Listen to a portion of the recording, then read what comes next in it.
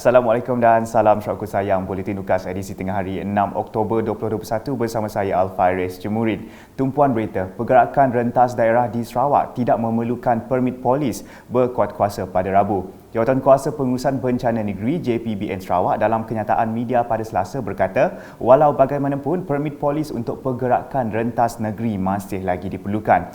Biarpun rentas daerah dibenarkan, aktiviti kunjung-mengunjung adalah tidak digalakkan dan perlu ada kawalan kendiri yang tinggi kerana keadaan sekarang masih dalam fasa memerangi COVID-19. Sementara itu, kanak-kanak yang berusia 12 tahun ke bawah adalah tidak digalakkan untuk keluar dari rumah. Namun begitu, jika perlu, mereka harus ditemani ibu bapa atau penjaga yang telah lengkap divaksinasi dan wajib mematuhi protokol-protokol kesihatan yang telah ditetapkan. Tambah JPBN Sarawak lagi, walaupun terdapat kelonggaran sekatan pergerakan bagi mereka yang menerima vaksinasi lengkap, masyarakat adalah digalakkan untuk terus mengamalkan langkah-langkah pencegahan serta patuh prosedur operasi standar SOP di tempat awam untuk mengelakkan penularan jangkitan.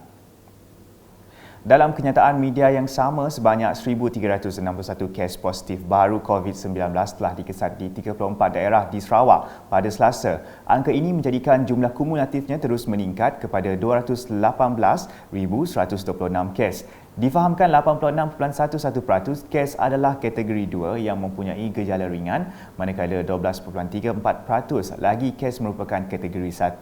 Sementara itu, 11 kes kategori 3, 6 kes kategori 4 dan 4 kes kategori 5 yang mempunyai jangkitan paru-paru dan memerlukan ventilator.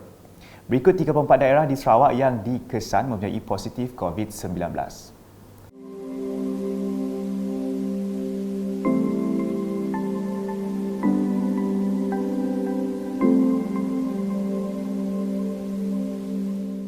Turut dimaklumkan terdapat 16 kes kematian dilaporkan melibatkan individu berusia dalam lingkungan 36 hingga 86 tahun dengan kesemuanya mempunyai latar belakang penyakit kronik. Dalam perkembangan sama, JPBN Sarawak turut memaklumkan terdapat 5 kluster yang mempunyai penambahan kes baru COVID-19. Sementara itu, JPBN Sarawak turut mengisytiharkan penamatan 6 kluster seperti tertera.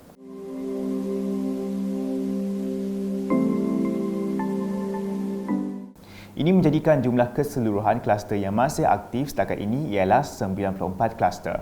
Sementara itu, turut dimaklumkan lokasi pengisytiharan dan penamatan Perintah Kawalan Pergerakan diperketatkan PKPD.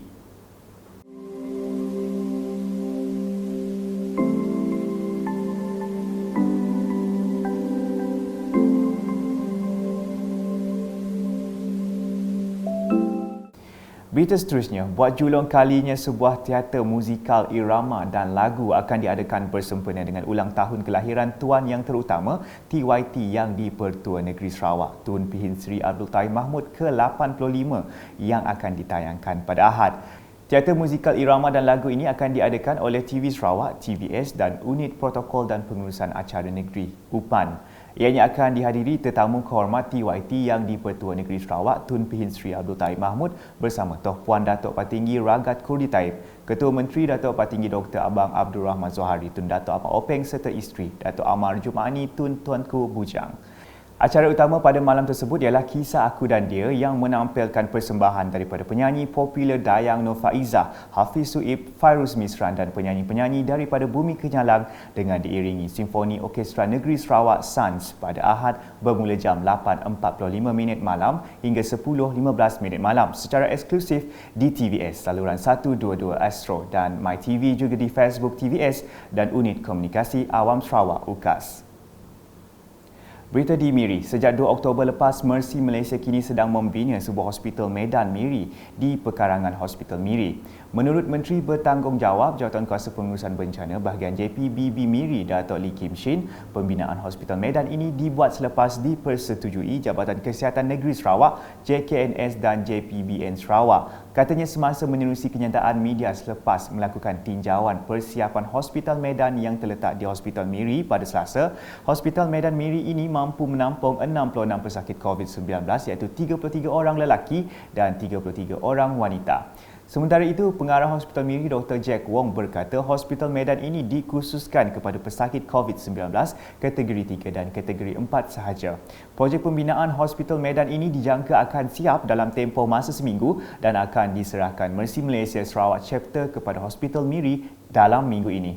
Dalam pada itu, pengerusi Mercy Malaysia Sarawak Chapter Martin Jandom memberitahu penubuhan Hospital Medan ini diselaraskan Mercy Malaysia Sarawak Chapter bertujuan membantu Hospital Miri mengurangkan kesesakan wad pesakit COVID-19 selain menampung keperluan Hospital Miri untuk menguruskan peningkatan bilangan pesakit COVID-19. Bagi Mercy Malaysia, kenapa dia buat Field Hospital ini oleh kerana permintaan dari pihak JKNS dan pihak Hospital Miri itself lah. So dia memang perlu Field Hospital ini oleh kerana hospital dia orang ni sudah penuh juga dengan patient-patient dia. As you can see now, dia pakai bus stand ke apa ke just to accommodate dia punya patient. So that is where Mercy fill the gap, and we try our best to help to build this hospital, Field Hospital, untuk menampung keperluan pesakit COVID di sini. Berita diteruskan dengan Ahli Dewan Undangan Negeri Adun Tasik Biru Datuk Henry Ginep turun padang meninjau kerja pembinaan gereja St. Mary Kampung Bogak di Bau pada Selasa. Tinjauan itu dilakukan bagi melihat perkembangan semasa pelaksanaan kerja-kerja yang sedang dalam pembinaan dan mengenal pasti apakah keperluan tambahan dalam memastikan gereja tersebut siap sepenuhnya. Sementara itu, pengurusi gerejanya Paul Poring memaklumkan pembinaan gereja yang dimulakan pada tahun 2018 dengan anggaran kos sebanyak RM800,000 itu kini telah mencapai 80% siap pembinaan fizikalnya. Pembinaan gereja berkenaan telah mendapat peruntukan daripada unit hal ehwal agama-agama lain Unifor sebanyak RM200,000 masing-masing pada tahun 2017 dan 2019. Katanya lagi, Adun Tasik Biru turut menyumbang menerusi dana program transformasi luar bandar RTP berjumlah RM150,000 pada tahun 2019. Gereja yang baru ini, walaupun dalam perkiraan kami tahap persiapan ini ataupun peratus pembangunan ini adalah mungkin dalam lingkungan 80% lah. Ke 80% siap. Yang kita perlu sekarang ini cumalah kerja-kerja untuk aksesoris dia ataupun kelengkapan dia. Kelengkapan seperti bangku, jendela ni, kemudian kami punya PA system. Paul menambah dengan siap sepenuhnya pembinaan gereja itu kelak ia akan dapat menampung seramai 800 orang untuk bersembahyang dalam satu-satu masa. Terdahulu, Datuk Henry Ginep turun padang bagi meninjau proses vaksinasi murid sekolah rendah daerah Bau di Dewan Serbaguna Kampung Daun pada Isnin. Jelasnya seramai 156 orang murid telah tampil menerima suntikan vaksin dos pertama jenis Pfizer yang dikendalikan Pejabat Kesihatan Daerah PKD Bau.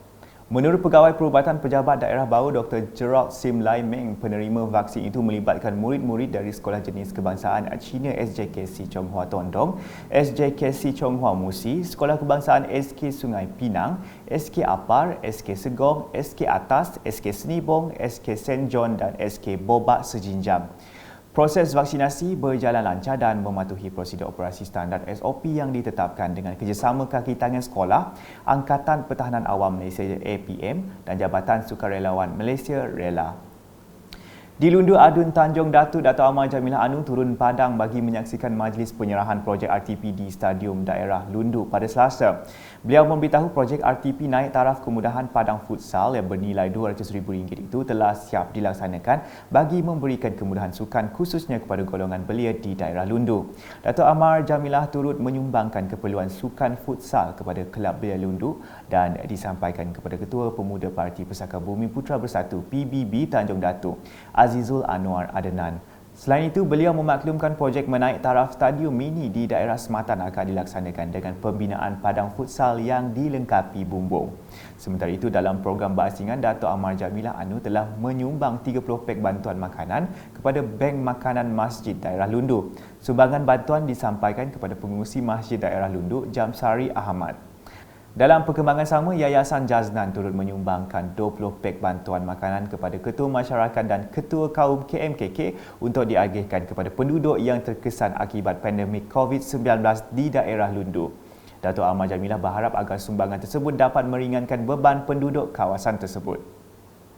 Manakala di Sibu, mangsa kebakaran di Jalan Sentosa, Sibu terus mendapat simpati daripada pelbagai pihak. Pada Isnin, Parti Bersatu Rakyat Sarawak SUPP Cawangan Bukit Asik turun padang untuk menghulurkan bantuan makanan kepada mangsa. Agihan diketuai pengerusi SUPP Cawangan Bukit Asik Datuk Cheng Wong Tun dan dibantu Ketua Pemuda SUPP Cawangan Bukit Asik Kaunselor Joseph Cheng Jin A serta jentera Parti SUPP. Sebelumnya, Jabatan Kebajikan Masyarakat JKM Sibu juga telah menghulurkan bantuan kepada mangsa. Kejadian berlaku pada Ahad sekitar jam 8.45 malam yang telah meranapkan sepenuhnya rumah kayu persendirian, 2 tingkat dan 3 unit rumah sewa. Menurut salah seorang mangsa, Kartini Joship, api dikatakan mula merebak dari soket tingkat atas rumah sewa berkenaan. Saya kami mana udah itu dia makai semua. Kalau ngancak hilang kami mana kalau katidu anda tiba. Sebenarnya atas kau ningau tanya lain madu tinggal puna aku ibu kedua kalinya. Mereka bayar. Sebenarnya maya teh kunyo nikai kunyo mai madai kudu itu ni betah dia. Betah madai kulaki kudu lau. Muka pintu muda dah jadi api magem. Hari atas lah Mula hari atas. Hari pelayak saya hari saya api yang Sekian edisi Tengah Hari bersama saya Alfaris Jumurin dan kru penerbitan. Berita lebih lanjut boleh didapati di semua platform media sosial UKAS termasuk portal ukas.sarawak.gov.my dan pastikan anda subscribe UKAS channel di YouTube. Sebelum mengakhiri buletin, jangan lupa ikuti Facebook Jabatan Kuasa Kesedaran Awam COVID-19 Sarawak untuk segala maklumat berkaitan COVID-19.